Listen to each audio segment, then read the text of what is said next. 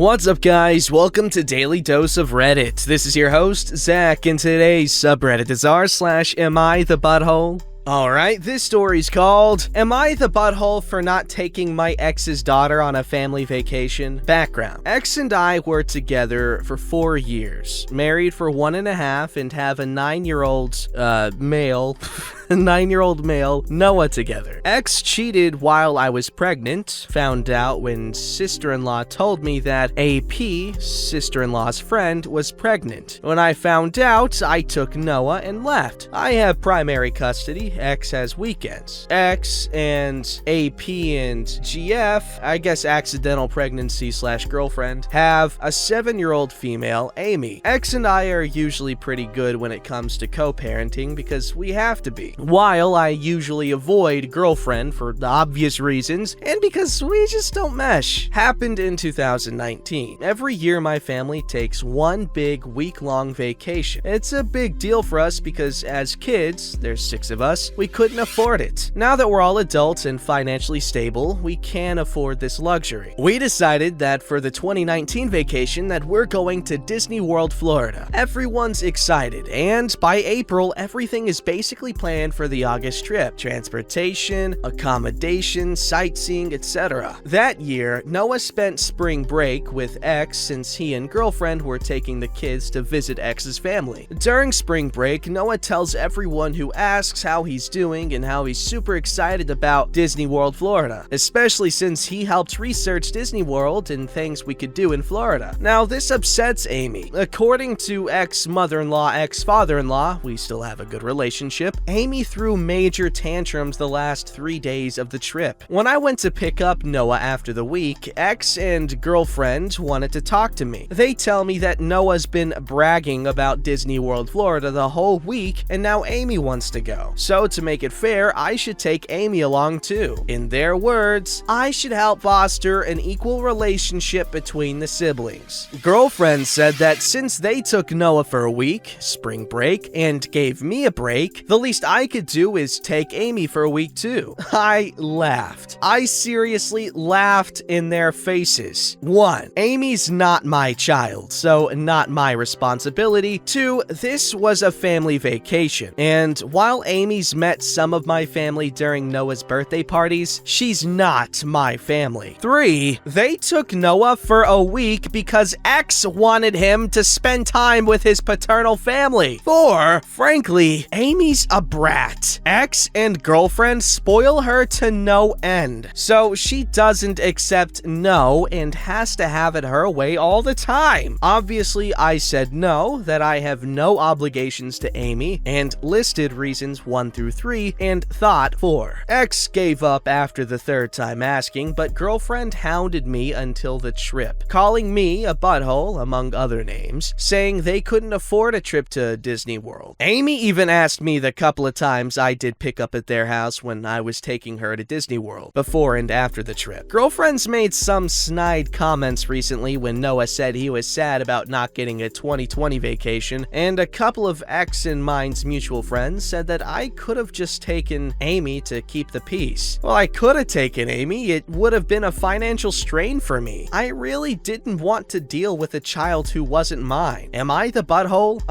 No, you're not the butthole. What? Like, how does that make any sense? Like, just because he cheated on you and had a kid with some other woman does not give you any responsibility for that kid, and especially if they're a brat. If the kid wasn't a brat, then maybe I'd just be like, well, hey, you resent the parents, but like, if the kid's cool, you don't have to make him feel bad. But honestly, like, even then, that would just be doing a lot, even though it wasn't needed. So yes, OP's friends are right in that she could have just to keep the peace. But it's not like Florida trips are cheap. They're not. So that's kind of a big ask. Like, think about it. It's Disney World. Why would Disney make it affordable? They have no incentive, okay? They have absolutely no shortage of demand. In fact, you know what they should do? All right, you know how people say real estate is the big bucks? Why doesn't Disney start like Disney-themed neighborhoods with like really strict HOA guidelines? Because I know I hate HOA or whatever, but like it's Disney, so kind of have to. But anyway, they could like have Disney themed neighborhoods and like taverns and stuff for adults, and like it could be like perfect utopia neighborhoods, but like it's super hard to get in just to maintain that exclusivity and magic. And they could be like either in the polar opposite of their setting. So like for instance, you wouldn't have like a Princess and the Frog themed neighborhood in like Louisiana or the Bayou, because like it's what everyone's familiar with, but then again, it's probably like the best place for them to live, which leads me to the next option, which is construct them closest to their canonical geographical location. Nickel. Barnacle. Alright, this story's called, Am I the Butthole for My Reaction When My Wife Wanted to Sell My Dad's Truck? My dad, 34, male, passed away from lung cancer after struggling for long. It was an incredibly horrible time. My dad was the only parent I had. I've never seen my mom, never met her. My dad was my rock, my support. He was such a strong, confident man that was able to take care of us 4 siblings without hesitation. His death was devastating, and I'm still processing what happened. He passed away 2 weeks ago. Yikes. My dad had a Chevrolet pickup truck that was with him all his life. I had a lot of memories with my dad's truck. Everything about it reminds me of Dad. The seats, the smell, the George Strait cassettes. Whenever I see it or sit in it, I'm brought back to those days. My siblings allowed me to take it. Although it's not running, I wanted to bring it home and start working on it and fix every issue just so I keep my dad's memory alive. I know he'd always wanted to see it and hear it running. I brought it home. My neighbors liked it and asked if it was for sale. I explained what I wanted to do with it and they wished me luck. My wife's reaction was that I shouldn't spend my inheritance money on fixing it because she thought there was no hope. I told her it's not about the money. This is a goal I've set in front of my eyes and I'm willing to do all I can. Plus, I got my brother helping me, so it's okay. My wife had complained about the truck taking up so much space, time and effort. She tried to convince me to sell, but I declined. She said I was wasting my time, but that didn't bother me, so I don't understand what her problem was. Last week, she took pictures of it. I thought nothing of it when she said she wanted to post it on Facebook that displays old trucks and such. But yesterday I got home and my wife sat with me telling me that someone contacted her a few days ago about the truck and said he liked it and offered X money, which she thought was a great deal given the fact that the truck wasn't worth that much. She said the buyer came and looked at it and paid some money up front and said that he would be coming the next day to get paperwork done and pay the rest of the money. She said this was a great deal that I'll be crazy to miss and all I have to do is accept. I lost it. I yelled at her, told her she had no right, and this truck is my entire freaking childhood. I demanded that she contacts the buyer, return the money, and forget this whole thing. She said she won't talk till I calm down. She didn't call the buyer nor listen to me. She said I shouldn't waste money on it, instead make money out of it, especially now. We're still arguing about it till now, and she's acting like I was being harsh on her. Well, my mansky, few words ever said out of anger usually are, you get what I'm saying. I tried to sound all stoic and sage-like, but you know, sometimes it just doesn't stick. Or no, see, that doesn't work either because I didn't even throw it all. Like half of it stuck, but the other half I just kind of gave up mid-throw. But anyway, OP, you're not the butthole. However, just for the interest of everyone being better off, do approach the situation calm. Yeah, explain to her what you've explained to us, and if she doesn't understand that this is a big part of your childhood, then she cray, man. She just absolutely in the wrong-go, and you've done nothing wrong, and it's okay. All right, I got your back, buddy. Sorry for your loss. That really sucks. And if you want to keep that truck and you want to fix it up, do it, because through that you can maybe feel closer to your father, which is important. And I'd argue more now than ever now that he's gone. All right, this story's called, Am I the Butthole for Making My Husband Feel Less Like a Man? Oh gosh, men and their fragile masculinity. For I would like to say, I love my husband. He is an excellent provider. I wouldn't call him high income, but we are comfortable and I don't have to work. He has an academic job. That being said, he is useless with anything hands-on. Like, he said he was gonna change the driving light in the car once, and I didn't come. And an hour later, later, I had to go check, and he had the bumper off the car and was working on the side panel. He had missed the 2 bolts that held the headlamp in place. It was sad and cute at the same time. This kind of leads to me taking care of most repairs around the house. But I am 8 months pregnant, and it's getting hard. This week, our washing machine broke. I couldn't fit behind it to do anything because of my stomach. So I just called my dad, who came over and fixed it. This is the first time I've had to do this since we got married. My husband got home from work, and my dad was just finishing the repair. My husband lost it, saying it was one thing for me to walk around like the man of the house, but to call my dad? I am telling everyone he can't take care of his wife. Oh, God. I tried to tell him that's not the case, but he wouldn't hear it and left. Someone's insecure. I couldn't follow because he took our only car and wouldn't answer his phone. Next call I get was from his mom telling me he is at her place breaking down because I am just using him to pay for everything, nothing more. And that instead of calling my dad, I should have walked him through on how to fix his washing machine. Now he won't come home till I admit I am emasculating him and apologize for trying to be the man of the house. I am so torn. Am I the butthole for calling my dad? I mean, I could have walked him through the repair, but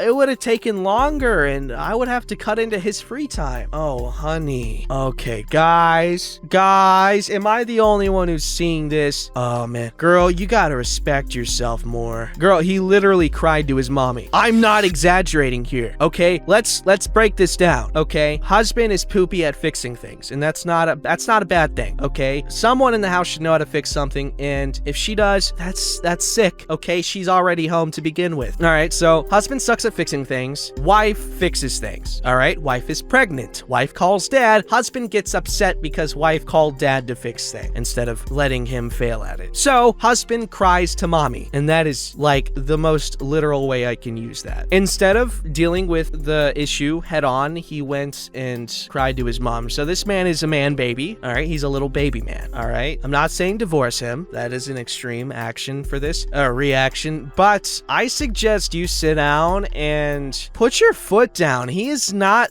look, you're so freaking considerate that you're not wanting to walk him through how to fix it because it would cut into his free time. There are many, many reasons you could have cited, but you chose that one. And I feel like that's rather indicative of this relationship dynamic. However, this is a very small snippet. This is a small post, so I can't claim to know about it. However, this is not good. OP, you're not the butthole. You have done nothing wrong. Hubby here is a little baby man, as I've said. But honestly, I just really hope he's not having a good day. But he needs to learn how to deal with his problems like an adult, especially when there's spousal issues that this is ridiculous. Do you realize what I'm saying? He's acting like any screw that she indirectly puts in, either through her own action or through her father's actions, is like another millimeter off his penis. So be careful, man. That's 4 screws down. That's like half. I'm sorry. I didn't mean that one, but it was a joke. Alright, this story's called, Am I the Butthole for Being Wanting to Drop Out of a Wedding Party Since My Husband Is Not Being Invited? Hi all. I'm a bit confused by this situation, and I'm annoyed by it, but I'm unsure if my being annoying, or annoyed, I don't know if it's a typo or not, makes me a butthole. Any perspective would be appreciated. Some background. I, female 29, have known Jake, male 29, and Amy, female 30, since high school. They've been together since freshman year of high school, with 2 breakups in between, and are having a micro wedding in July, 30 to 40 guests. I do not particularly care for Jake, or how Jake has treated Amy. He's cheated on her, hence the 2 breakups. But she's forgiven him, so I suck it up for her sake and be nice to him. My husband, who I have been married to for 5 years now, has known both of them for about 7 years. He feels similarly to myself in that he doesn't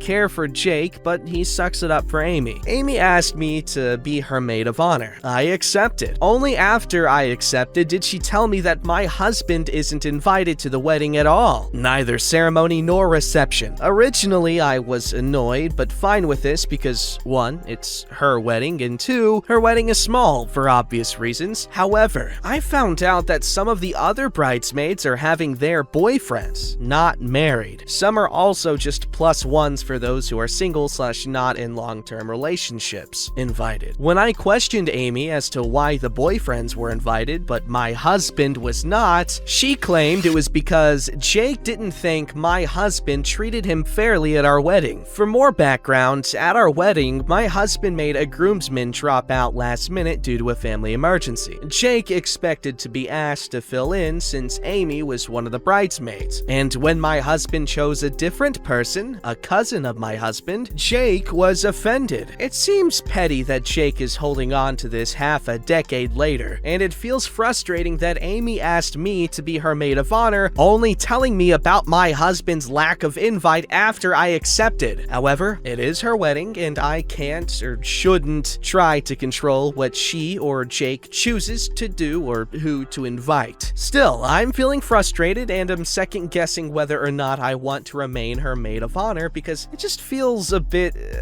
crappy that they're not inviting my husband for some petty grudge that happened at our wedding 5 years ago, but are okay with inviting potential randos. Am I wrong for feeling the way that I do? I've discussed the situation with friends who are not friends with Jake and Amy. Some think that I'm justified in being annoyed or dropping. Others are telling me that it's their wedding so they can choose to invite who they want, just as my husband chose his cousin to be a groomsman instead of Jake. And it's one. I've pretty much been flooded with not the buttholes and have been told to stand up for myself and my husband. So I'm gonna drop out. Neither my husband nor myself deserve the bull they're peddling, and I need to make it clear that my husband is more important than some ridiculous petty grudge. I've tried to talk to Amy about Jake several times about my concerns, but she's blown them off every time. I care about her and love her very much, but she's not returned the same friendship looking back. Guess that was indicative of a bigger issue at hand. Thank you all for your help. I'll update later after I get a hold of Amy. Well, OP, no, you're not the butthole. In fact, you're very understanding, and that's something you should definitely keep up.